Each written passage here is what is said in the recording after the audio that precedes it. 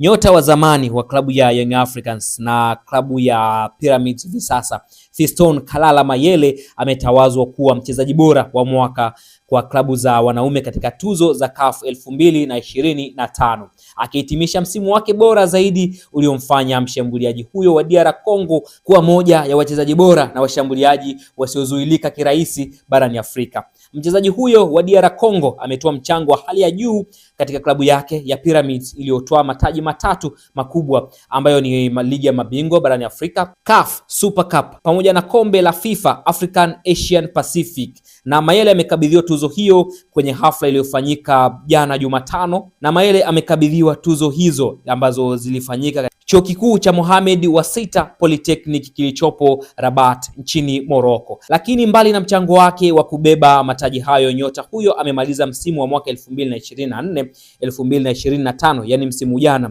akiwa mfungaji kinara wa ligi ya mabingwa Afrika akifunga mabao 6 yaliyokuwa na mchango mkubwa sana na kuiwezesha timu yake ya Pyramids kutoa taji hilo kwa mara ya kwanza katika historia yao. Pia Mayele alifunga mabao muhimu matatu ambayo yaliiwezesha Pyramids kutoa kombe la FIFA African Asian Pacific katika ushindi wa mabao 3-1 dhidi ya Al Ahly ya Saudi Arabia Septemba 25 mwaka 2025. Mbali na hayo, Oktoba 18 mwaka 2025 akafunga bao pekee katika ushindi wa bao 1-0 waliopata Pyramids mbele ya RS Berkane na kutoa taji la CAF Super Cup. Katika mbilinge hizo, Mayele amemshinda mchezaji mwenzake wa Pyramids Mohamed Chibi, raia wa Morocco, ambaye pia ni beki wa kulia, lakini mwingine ni mshambuliaji wa RS Berkane na timu ya taifa ya Morocco Oussama Lamloui, ambaye pia alifunga mabao 5 yaliyoisaidia RS Berkane kutoa kombe la shirikisho Afrika msimu wa mwaka 2024-2025 pale Zanzibar katika fainali ya pili,